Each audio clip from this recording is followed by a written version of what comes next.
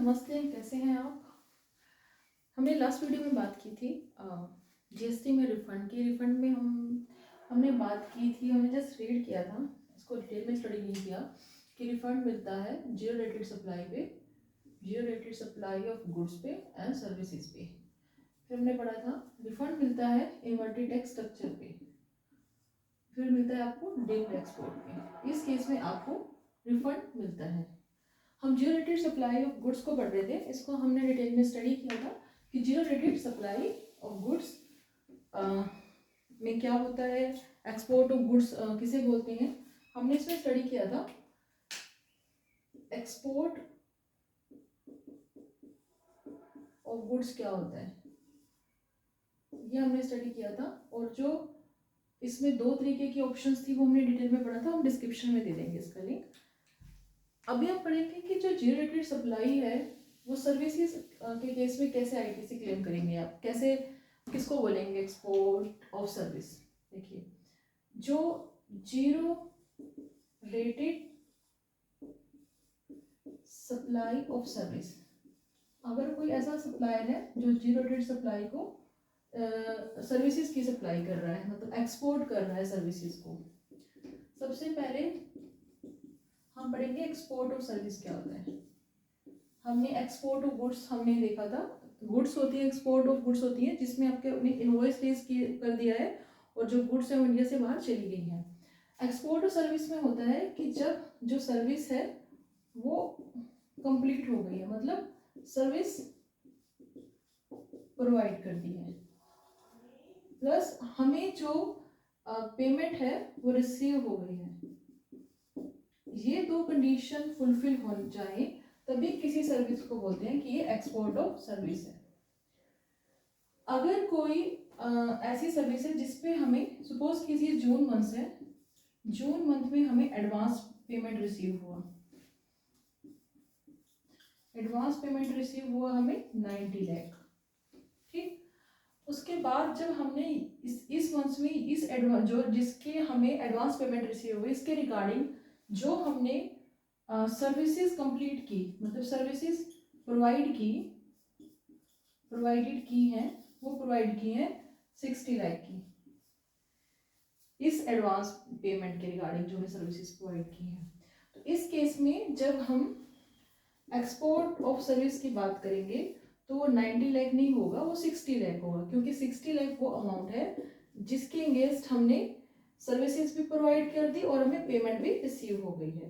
तो 60 लाख हमारा export of service है। सपोज कीजिए जून मंथ चल रहा है, जून मंथ में हमने कोई सर्विस प्रोवाइड की है, जून मंथ में हमने कोई सर्विस प्रोवाइड की है, बस जो सर्विस प्रोवाइड की है 50 लाख की, इनकी जो पेमेंट है हमें ऑलरेडी मई में रिसीव हो गई थी। जब उसकी पेमेंट, इस सर्विस की पेमेंट मई में रिसीव हुई होगी तो उस टाइम हमने इसको एक्सपोर्ट ऑफ सर्विस नहीं माना होगा। एक्सपोर्ट ऑफ सर्विस अब मई में अगर पेमेंट रिसीव हुई है और जून में हम सर्विस दे रहे हैं तो सर्विस इसको जून में माना जाएगा, क्योंकि जो दोनों एलिमेंट्स हैं उसके completion of service and receipt वो अब कंप्लीट हुआ है। तो 50 लाख की जो सर्विस है इसको हम जून की सर्विस मानेंगे एक्सपोर्ट ऑफ सर्विस। तो 60 लाख ये एंड 50 लाख ये सर्विस हमारी एक्सपोर्ट ऑफ सर्विस मानी जाएगी। ये हो गया 110 लाख। अगर हम ये बात करें कि सर्विस हमने पहले प्रोवाइड कर दी थी, मई में हमने सर्विस प्रोवाइड कर दी थी और जून में हमें उसका पेमेंट रिसीव हुआ है, पेमेंट रिसीव हुआ है 20 लाख का। तो जो 20 लाख है, हम चाहे हमें इसका सर्विस पहले प्रोवाइड कर दिया था लेकिन पेमेंट अब रिसीव हुई है, तो 20 लाख वो है जिसको इस साल एक्सपोर्ट ऑफ सर्विस, इस मंथ में, जून मंथ में एक्सपोर्ट ऑफ सर्विस बोला जाएगा। तो टोटल जो है 130 लाख जो है ये माना जाएगा एक्सपोर्ट ऑफ सर्विस। तो एक्सपोर्ट ऑफ सर्विस समझ आए किसको बोलते हैं, जिसमें हमारे दोनों एलिमेंट्स फुलफिल हों, उस मंथ में हम इसको बोलते हैं एक्सपोर्ट ऑफ सर्विस। जब भी हम कोई सर्विस एक्सपोर्ट करते हैं तो उस पर भी हमें आईटीसी मिलता है। सपोज कीजिए जून मंथ है,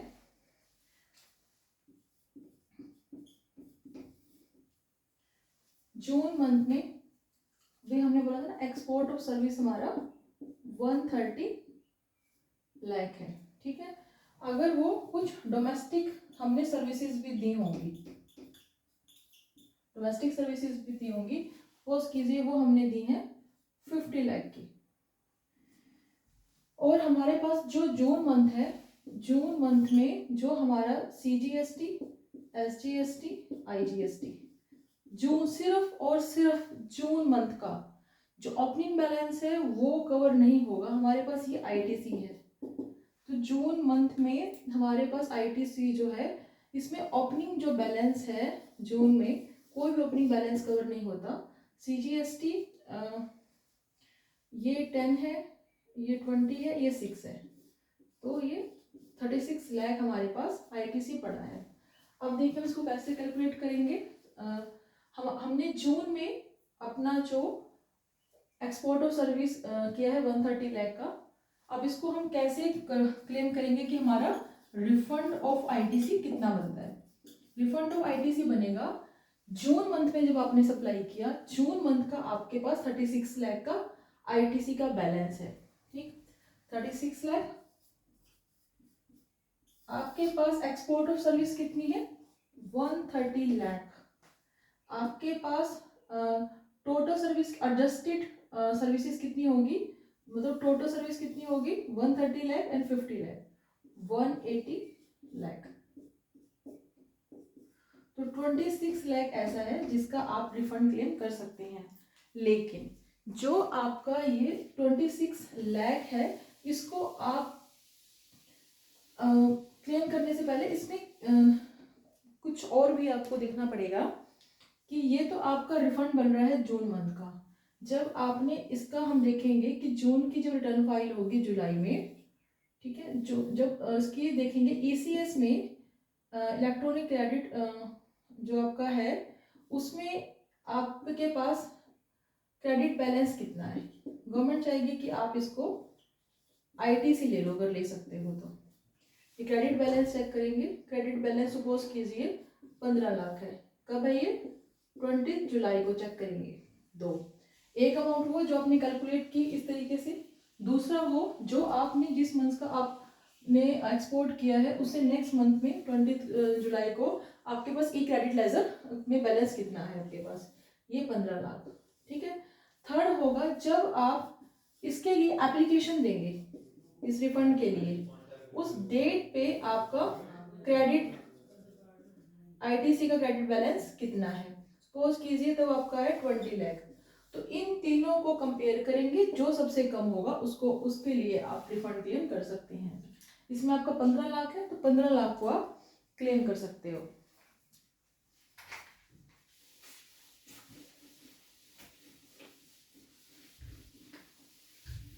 ITC के लिए कभी भी जो ओपनिंग बैलेंस उसको नहीं लिया जाता, जिस पीरियड्स का है उसके ही देखा जाता है कि उस मंथ में आपके पास कितना ITC है। हमने बात की थी एक्सपोर्ट ऑफ सर्विस, अब हम एक बात और करते हैं। जब हम एक्सपोर्ट ऑफ गुड्स की बात कर रहे थे, ये जो मैंने आपको ITC का रिफंड किया, ये तब होता है जब हम बात कर रहे हैं export of service. Export of service जो मैंने अभी पूरा डिस्कस किया कि आप ITC का रिफंड कर रहे हो। ITC का रिफंड आप तब कर रहे हो जब आपने जो आपका एक्सपोर्ट है, जो आपका एक्सपोर्ट किया है आपने, उस पे आपने वो आपने किया है under LUT, under bond, means it means क्या है, विद LUT आपने LUT बॉन्ड दिया है, मतलब आपने GST का पेमेंट नहीं किया, विदाउट टैक्स आपने एक्सपोर्ट किया है। इसको बोलते हैं zero rated supply. What it mean कि जब आपने सर्विसेज हैं उनको एक्सपोर्ट किया है, आपकी आउटवर्ड सप्लाई पे आपने कोई भी GST जो है वो पे नहीं किया है। लेकिन जब आपने सर्विसेज ली होंगी, जो आपके पास ITC है, वो तो आपने उस लिया होगा ना, अगर आप बाहर आउटवर्ड सप्लाई कर रहे हैं सर्विसेज की, आपने उन पे तो GST पे नहीं किया, IGST पे नहीं किया, क्योंकि आपने उसके लिए अपना आपने उसको एग्जीक्यूट किया अंडर LUT और बॉन्ड। लेकिन जो आपने अगर कोई सर्विसेज ली हैं तो उस पर आपने ITC पे किया होगा, तो इस ITC पे आपको जो आईटीसी है इसको आप इसके ऊपर रिफंड क्लेम करेंगे। जो अभी हमने कैलकुलेशन की थी वो इस आईटीसी के रिफंड की कैलकुलेशन के लिए था। एक तो होता है ये था कि आपने बिना टैक्स पे किए एक्सपोर्ट कर दिया। इसमें दो आपके पास ऑप्शंस होती हैं कि आप टैक्स पे करो और दूसरे आप टैक्स मत पे करो। तो ये था कि टैक्स पे मत करो, आपने एन्युटी बॉन्ड के अंदर आपने एक्सपोर्ट किया है। इस केस में क्या है कि जब भी आप आईटीसी क्लेम कर रहे हो तो आईटीसी क्लेम करने पे आपको जो आईटीसी आपने क्लेम किया, जो सबसे इम्पोर्टेंट बात है वो ये कि जिस मंथ में आप एक्सपोर्ट कर रहे हो उसी मंथ का जो सीजीएसटी, एसजीएसटी, आईजीएसटी है उसी को ही आप रिफंड क्लेम कर सकते हो। ओपनिंग बैलेंस को इसमें कैलकुलेशन के टाइम ओपनिंग बैलेंस को आप इग्नोर करोगे। दूसरा केस होता है कि जब आपने टैक्स पे किया, जब आपने जीएसटी पे कर दिया, एक्सपोर्ट पे, एक्सपोर्ट और सर्विस पे, जब आप आउटवर्ड सप्लाई पे, एक्सपोर्ट पे आईजीएसटी पे करोगे, सपोज कीजिए आपका आईजीएसटी आपका पेमेंट बन रहा है एक्सपोर्ट पे 50 लाख, तो आपके पास कुछ ना कुछ इनवर्ड सप्लाई पे आईटीसी पड़ा होगा। तो इस आईटीसी को आप यहाँ से लेस कर सकते हो। सपोज कीजिए आपके पास आईटीसी पड़ा है 36 लाख का, तो आपको भी सिर्फ 14 लाख का ही जीएसटी पे करना होगा, आईजीएसटी होता है ये पे करना होगा। और जब आपकी एक्सपोर्ट और सर्विस हो जाएंगी तब आप क्या क्लेम कर सकते हो, तब आप पूरा 50 लाख का रिफंड क्लेम कर सकते हो, क्योंकि ये तो आपका आईटीसी है और ये आपका कैश पेमेंट किया आपने ये कैश लेजर से, तो ये आप पूरा 50 लाख क्लेम कर सकते हो। तो ये है एक्सपोर्ट ऑफ सर्विस। जब हम एक्सपोर्ट ऑफ गुड्स पढ़ रहे थे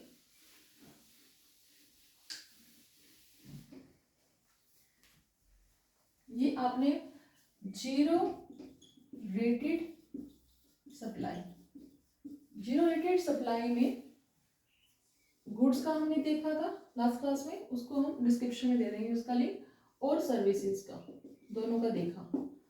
अगर ये दोनों हो, दोनों का ही अगर हम एक्सपोर्ट कर रहे हैं तो पहले हम गुड्स की बात करते हैं, फिर से गुड्स की बात करते हैं। गुड्स में एक्सपोर्ट ऑफ गुड्स, जब भी एक्सपोर्ट ऑफ गुड्स की बात होगी तो उस केस में दो कंडीशन फुलफिल होनी चाहिए, तभी बोलेंगे कि गुड्स का एक्सपोर्ट हुआ है। एक तो इनवॉइस रेज हुआ है उसका, दूसरा उन गुड्स ने वो टेकन आउटसाइड इंडिया, जिस व्हीसल से, जिस एयरक्राफ्ट से वो बाहर गई हैं उन्होंने इंडिया छोड़ दिया है, ये है इसमें एक्सपोर्ट ऑफ गुड्स में। अब एक्सपोर्ट ऑफ गुड्स में भी आपको दो ऑप्शन दी गई हैं, या तो आप उनको डायरेक्ट टैक्स पे कीजिए और फिर आप उनको एक्सपोर्ट कीजिए, या फिर है जीरो रेटेड सप्लाई, आप बॉन्ड एग्जीक्यूट कीजिए, एलयूटी एग्जीक्यूट कीजिए और फिर बिना टैक्स पे किए आउटवर्ड एक्सपोर्ट पे आप उनको कर सकते हैं, क्या कर सकते हैं, एक्सपोर्ट कर सकते हैं। तो इसमें हम दो ऑप्शंस हैं हमारे पास, ऑप्शन 1 एंड ऑप्शन 2। अगर हम इसकी बात करें तो एक है कि आप इसको एन्युटी बॉन्ड एग्जीक्यूट कीजिए और फिर एक्सपोर्ट कीजिए। इस केस में आपको कोई भी आउटवर्ड जो आईजीएसटी या एक्सपोर्ट पे वो पे करने की जरूरत नहीं, लेकिन आपके पास आईटीसी का बैलेंस बचेगा। जब आपके पास आईटीसी का बैलेंस रहेगा उस केस में आप उसका रिफंड क्लेम कर सकते हैं, आईटीसी का रिफंड क्लेम कर सकते हैं। जब आप एलयूटी बॉन्ड के अंडर गुड्स एक्सपोर्ट करते हैं इसको बोलते हैं जीरो रेटेड सप्लाई। ये गुड्स की भी हो सकती है, सर्विसेज की, दोनों की। तो ये आपका रिफंड को वैसे आप कैसे क्लेम करोगे, कितना रिफंड होगा, आपके पास जो आईटीसी पड़ा है उस पीरियड का, जिस मंथ का, अगर मंथ वाइज ले रहे हैं उस मंथ का आईटीसी, उसमें आपका टर्नओवर कितना है, zero rated supply of goods का, zero rated supply of service का, और डिवाइडेड बाय एडजस्टेड टर्नओवर कितना है गुड्स का, turnover of goods and services दोनों का।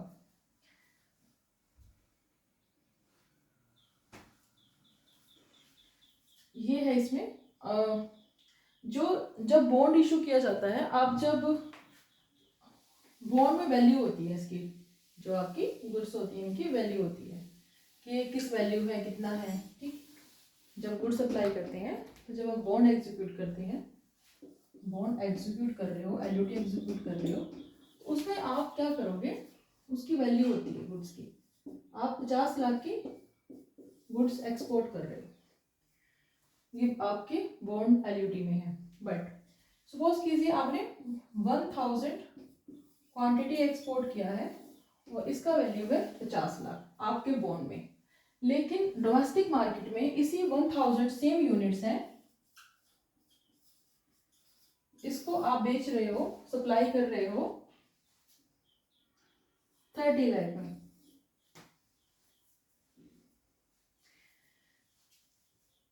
तो गवर्नमेंट ने कहा है कि ये 30 लाख है और ये 50 लाख, इतना महंगा कैसे, तो उसको बोला है कि 1.5 टाइम्स और डोमेस्टिक जॉब सप्लाई कर रहे हो गुड्स की, मतलब 30 लाख का 1.5 कीजिए, 45 लाख, और जो आपके एलयूटी बॉन्ड में वैल्यू है वो उन दोनों में से जो कम है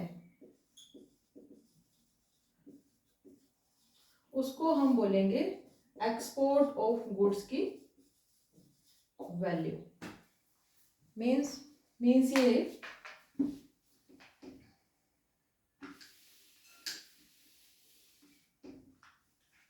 जो आपने डोमेस्टिक सप्लाई की है गुड्स की वो है 30 लाख, और जो आपने एक्सपोर्ट ऑफ गुड्स की है वो बोल रहे हो 50 लाख, ये बोल रहे हो आप।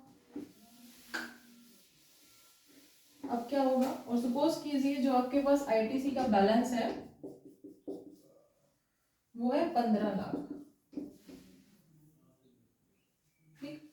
तो इसमें बोला गया है कि जब 15 लाख आप आईटीसी का रिफंड क्लेम करो में आप अपना प्रोपोर्शन करोगे, तो जो आपका 50 लाख है तो 50 लाख नहीं आएगा। जब आप लिखते हो ना यहाँ पे zero rated supply of goods, zero rated supply of service divided by adjusted turnover, zero rated supply bye turnover, तो ये आपकी टर्नओवर है वैल्यू। तो 15 लाख के आपका उस मंथ का ITC.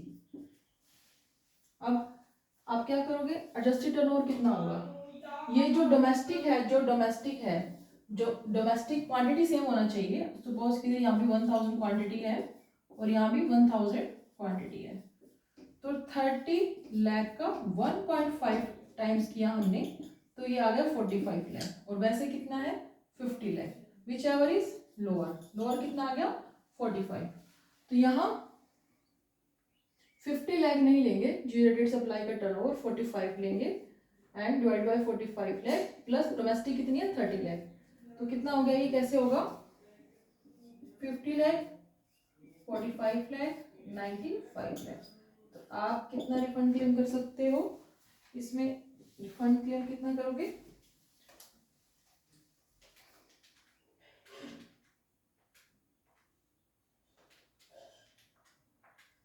45 divided by 95, it's 7.10 lakh, ये आप क्लेम कर सकते हो। इसके साथ दो ये आईटीसी 1, फिर एक चेक किया जाएगा कि अगर जून मंथ है तो जुलाई के 20 को 3B में कितना है आपके पास क्रेडिट लेजर में बैलेंस, वो चेक किया जाएगा।